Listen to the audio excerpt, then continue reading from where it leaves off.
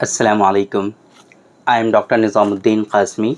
I am a sexual disorders and infertility specialist working here at Saira Healthcare, Barabanki Uttar Pradesh. देखिए, पिछली कई सारी video में एक साहब हैं, उन्होंने रिक्वेस्ट की है कि उनको रिफ्रैक्टिव पीरियड के बारे में बताया जाए। तो आज के इस वीडियो में हम उन्हीं की रिक्वेस्ट पर बात करेंगे कि रिफ्रैक्टिव पीरियड बेसिकली होता क्या है, इसको और किन किन नामों से जाना जाता है, रिफ्रैक्टिव पीरियड बेसिकली कितना होता है, कितना लॉन्ग होता है, रिफ्रैक्टिव पीरियड बेसिकली किस तरीके से हम इसको बढ़ा सकते हैं, किस तरीके से इसको कम कर सकते हैं, क्या चीज़ें इसमें जो है इन्वॉल्व होती हैं और ये क्यों इम्पॉर्टेंट होता है बेसिकली, है ना। रिफ्रैक्टिव पीरियड जो होता है ये इम्पॉर्टेंट क्यों होता है, ये सारी चीज़ें आज के इस वीडियो में हम कवर करने की कोशिश करेंगे। तो सबसे पहले आप इसको समझने की कोशिश करिए कि रिफ्रैक्टिव पीरियड जो है बेसिकली होता क्या है ना। रिफ्रैक्टिव पीरियड होता क्या है, तो देखिए जिस तरीके इस रिफ्रैक्टिव पीरियड को हम लोग रेजोल्यूशन टाइम, है ना, रेजोल्यूशन जो है एक तरह से इसको जो है पीरियड भी कहते हैं, और भी इसको कई सारे नामों से जाना जाता है, लेकिन इसको हम लोग ज़्यादातर रेजोल्यूशन टाइम, रेजोल्यूशन पीरियड या फिर रिफ्रैक्टिव पीरियड के नाम से जानते हैं।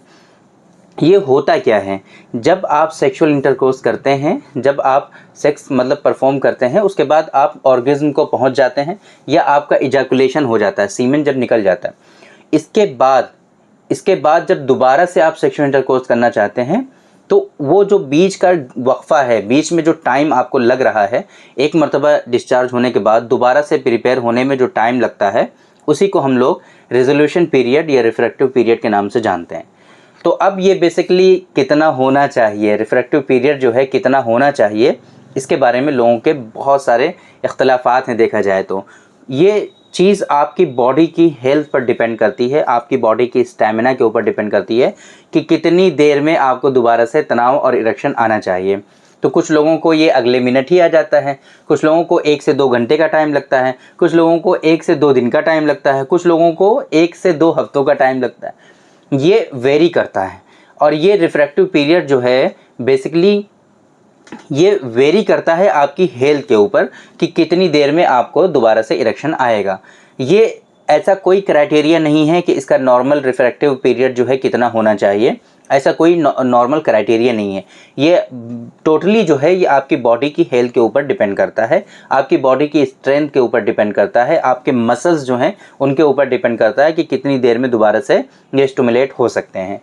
ये एक अलग बात है कि रिफ्रैक्टिव पीरियड को आप कम कर सकते हैं, कुछ उसके लिए एक्सरसाइजेज होती हैं, कुछ उसके लिए मेडिसिन्स होती हैं, जिनका इस्तेमाल करके अगर आपका रिफ्रैक्टिव पीरियड जो है वो काफ़ी लॉन्ग है, एक मतलब डिस्चार्ज होने के बाद दोबारा से आपको इरेक्शन आता नहीं है, तो ऐसी सिचुएशन में आप इन चीज़ों का सहारा लेकर के उसको उसको जो है कम कर सकते हैं, शॉर्ट कर सकते हैं और जल्दी से इरेक्शन को फिर से अचीव कर सकते हैं। रिफ्रैक्टिव पीरियड जो है बेसिकली ये इसलिए इम्पॉर्टेंट होता है कि कुछ लोग होते हैं ऐसे कि जो बाहर वर्क करते हैं, बाहर जॉब करते हैं और बहुत दिनों के बाद अपने घर पर आते हैं, तो उन लोगों के अंदर सेक्सुअल एक्साइटमेंट जो होता है वो बहुत ज़्यादा होता है और उन लोगों को एक ही रात में कई मरतबा सेक्स करने का मन करता है दोनों ही पार्टनर की तरफ से।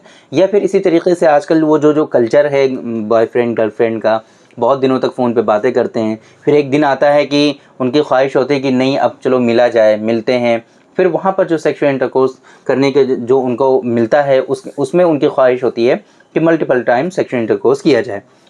लेकिन अगर एक मरतबा डिस्चार्ज हो गया तो फिर दोबारा से इरेक्शन नहीं आएगा, तो फिर ये कैसे होगा, है ना। तो फिर उसको लगता है कि नहीं ये तो बहुत गलत हो गया हमारे साथ, है ना।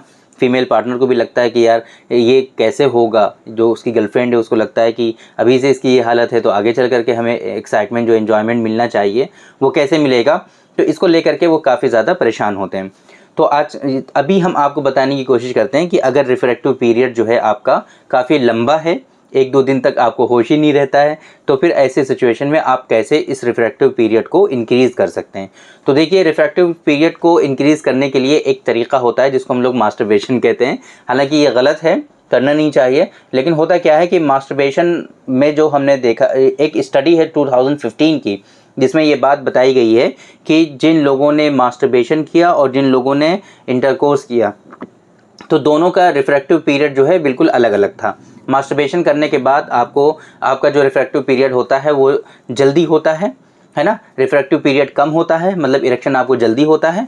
और इसी तरीके से जो लोग इंटरकोर्स करते हैं उनका रिफ्रैक्टिव पीरियड जो होता है वो लॉन्ग होता है और जल्दी से उनको इरेक्शन नहीं आता है। तो एक ट्रिक ये करनी है आप लोगों को कि जब भी सेक्सुअल इंटरकोर्स करने जाना है और आपको ख्वाहिश है कि नहीं दोबारा भी करना है हमें थोड़ी देर के बाद, तब ऐसी सिचुएशन में पहले से आपको इसको स्टिमुलेट करना है और मतलब मास्टरबेशन की तरह आपको करना है।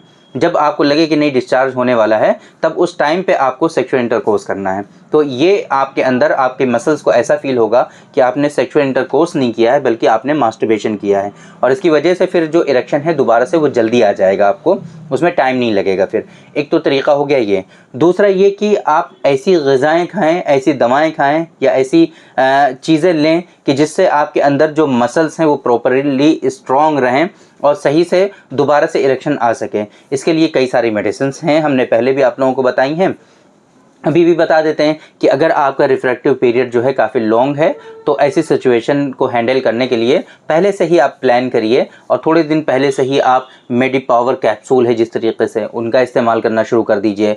विंटॉक्स कैप्सूल है उसका इस्तेमाल करने लगिए। डॉक्टर कासमीज़ नुस्खा नंबर 108 है, आप उसका इस्तेमाल करिए। लोकली अप्लीकेशन करिए डॉक्टर कासमीज़ नुस्खा नंबर 104 का, जो ऑयल है हमारा उसको लोकली अप्लाई करिए, बहुत फ़ायदा होगा आपको इससे, है ना। तो जो रिफ्रैक्टिव पीरियड है वो आपका लॉन्ग नहीं होगा और बहुत कम होगा, जल्दी से इरेक्शन आपको आने लगेगा। इसके अलावा जिस दिन आपको सेक्सुअल इंटरकोर्स करना है उस दिन आप नुस्खा ख़ास जो है हमारा डॉक्टर कासमीज़ नुस्खा ख़ास बहुत इफ़ेक्टिव है, आप उसका इस्तेमाल कर लीजिए। अक्सर लोगों को देखा गया है कि जो लोग इसका इस्तेमाल करते हैं एक रात में कई मरतबा सेक्सुअल इंटरकोर्स करते हैं। हालांकि ये बिल्कुल भी रिकमेंड नहीं है, एक ही नाइट में मल्टीपल टाइम सेक्सुअल इंटरकोर्स करना ये बिल्कुल रिकमेंड है ही नहीं, और इसकी वजह से बहुत ज़्यादा वीकनेस आती है आपकी बॉडी में, और ये रिफ्रैक्टिव पीरियड जो है, रेजोल्यूशन पीरियड जो है, ये आपका फिर बढ़ता ही जाता है, ये इंक्रीज़ होता ही जाता है। लेकिन लोगों की ख्वाहिश है, लोगों को करना है, आजकल का माहौल ऐसा है तो करिए। फिर वीकनेसेस बढ़ेंगे आगे चल करके, फिर आप उसके लिए मेडिसिन ढूंढेंगे। इसलिए बेहतर ये होता है कि एक फ्रीक्वेंसी उसकी बनाई जाए, और नॉर्मल फ्रीक्वेंसी हम अक्सर आप लोगों को बताया करते हैं कि जो नॉर्मल फ्रीक्वेंसी होती है वो हफ्ते में 1 मरतबा या 10 दिन में 1 मरतबा, ये सेक्सुअल इंटरकोर्स की नॉर्मल फ्रीक्वेंसी होती है। इस तरीके से अगर आप सेक्सुअल इंटरकोर्स करते रहेंगे टाइमली, तो फिर आपको कभी भी मतलब वीकनेस नहीं होगी, कभी भी आपकी बॉडी में कमज़ोरी नहीं होगी, और सेक्सुअल एक्साइटमेंट में कभी भी कमी नहीं आएगी। और ये जो सेक्सुअल डिसऑर्डर्स लोगों के अंदर आजकल हो रहे हैं, प्रीमेच्योर इजैकुलेशन है, इरेक्टाइल डिसफंक्शन है, लॉस ऑफ लिबिडो है, लॉस ऑफ स्टैमिना है, एनर्जी नहीं है, कुछ भी करने का मन नहीं करता है, बुरी हालत हुई पड़ी लोगों की, तो ऐसी सिचुएशन आपके अंदर नहीं होगी अगर सारी चीज़ों में आप जो है मॉडरेशन इख्तियार करेंगे, मोतदिल मिजाजी आप इख्तियार करेंगे। तो उम्मीद करते हैं कि रिफ्रैक्टिव पीरियड, रेजोल्यूशन टाइम के बारे में जो इन्फॉर्मेशन आप लोगों को चाहिए थी वो आपको मिल गई, और जो इन्फॉर्मेशन हमने आप लोगों को डिलीवर करने की कोशिश की है वो प्रॉपर वे में आपकी समझ में आ गई होगी। तो उम्मीद करते हैं कि आज के इस वीडियो से आप लोगों को ज़रूर फ़ायदा हुआ होगा। थैंक यू वेरी मच, बहुत बहुत शुक्रिया आपका। आज के इस वीडियो में इतना ही। इंशाअल्लाह कल फिर मुलाकात होगी आपसे एक दूसरी वीडियो में, हम डिस्कस करेंगे आपसे एक दूसरे टॉपिक पर। तब तक के लिए आप हमें इजाज़त दीजिए। अस्सलामु अलैकुम।